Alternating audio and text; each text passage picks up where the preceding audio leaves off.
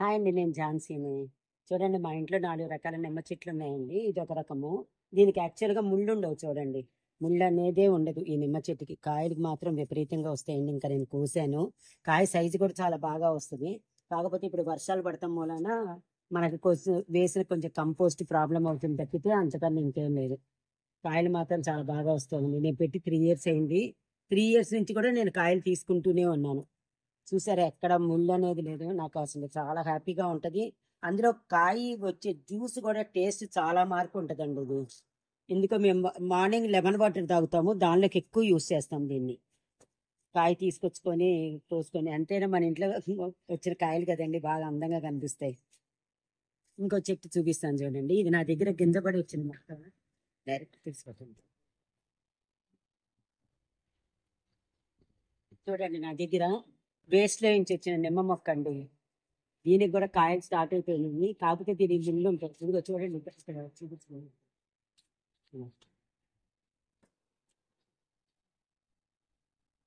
ఇవి కూడా కాయలు స్టార్ట్ అయినాయి. అంటే మనము మామూలుగా కింద వేస్ట్ వేస్తూ ఉంటాం కదండి మొక్కలు.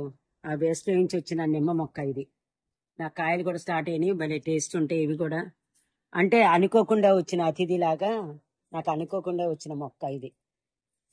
యాక్చువల్గా ఇది లెమన్ అంటారండి. టేబుల్ లెమన్ అంటారు కానీ ఇది టేబుల్ లెమన్ కానే కాదండి ఇది. ఇది టేబుల్ ఆరెంజ్. ఉన్న టేబుల్ లెమన్ అంటారు. చూడండి ఎన్ని కాయలు వస్తాయో ఇవి. విపరీతంగా వస్తాయి కాయలు. కానీ దీని జ్యూస్ మటుకు చాలా టేస్ట్గా ఉంటుందండి. మేమేమి కమలాకాయలాగా తినం కానీ యాక్చువల్గా ఇది టేబుల్ ఆరెంజ్ అండి. ఇది మటుకు కన్ఫర్మ్.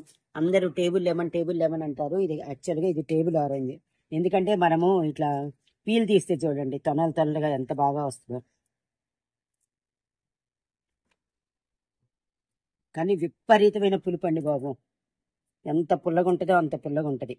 సో ఇది టేబుల్ లెమన్ అని చెప్తారు కానీ ఇది టేబుల్ ఆరెంజ్ అని మాత్రం చెప్తున్నాను నేను. ఇది టేబుల్ ఆరెంజ్ చూడండి. విపరీతం అండి బాబు ఈ పులుపు మాత్రం. ఇది యాక్చువల్గా ఇది టేబుల్ ఆరెంజ్ కింద. కానీ ఈ పులుపు భరించలేనంత పులుపు. మేము ముందే కాయ కింద పెట్టుకుంటామని తప్పితే దాన్ని ఎక్కువ యూస్ చేయం. ఇంకోటి చూపిస్తాను చూడండి మీకు. థాయ్ లెమన్ అనేసి నేను తెప్పించాను. థాయ్ లెమన్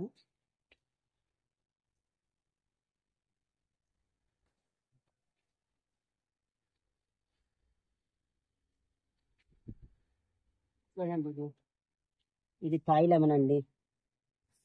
ప్రతి దానికి నేను పెట్టి ఎన్నాళ్ళు అవ్వలేదండి. ఇదో కాయలు చూడండి ఎట్లా ఉంటాయో.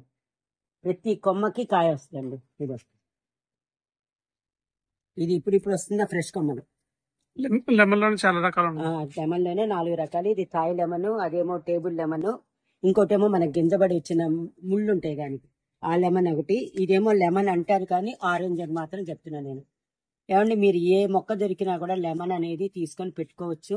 మీకు అయ్యో గ్రో బ్యాగ్ అని అనుకోక్కర్లేదు. గ్రో బ్యాగ్ లో కూడా చాలా బాగా వస్తున్నాయి. మనం వేసే కంపోస్ట్ మీదే డిపెండ్ అయి ఉంటుంది. అయ్యో ఇంత పెద్ద మొక్కలు మేము ఎలా పెట్టుకుంటాం అని అనుకోకండి. ఇప్పుడు నేను 4 రకాలు చూపించాను. 4 రకాల టబ్బులు చూడండి ఎంత చిన్న టబ్లో పెట్టాను నేను.